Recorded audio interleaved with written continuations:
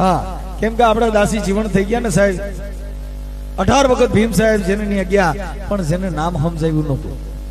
એટલે આપણે કીધું કે 18 ગુરુ કર્યા, પણ જીવન કઈ સમજાણું નહીં. 18 ગુરુ નહોતા કર્યા. ભીમ સાહેબ 18 વખત ગોગાવદર ની અંદર ગયા. દર પુન में પાઠ પ્રસાદી કરે જીવન સાહેબ, અને ભીમ સાહેબ ભજન ગાવા આવે.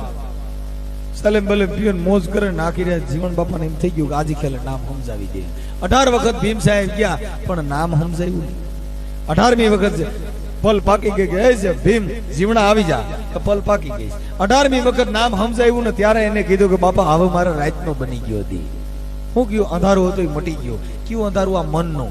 જ્યાં સૂર્ય ઉગે ને એનું અંજવાળું આ ઘટમાં અંધારું હોય તો ભોગતું નથી. આટલી લાઈટું છે અને કદાચ હજી વધારે લાઈટું મારો, પણ બાપા જેના ઘટમાં અંધારું હોય ત્યાં સૂર્ય ભોગતો નથી, અને ત્યાં આ લાઈટું ભોગતી નથી.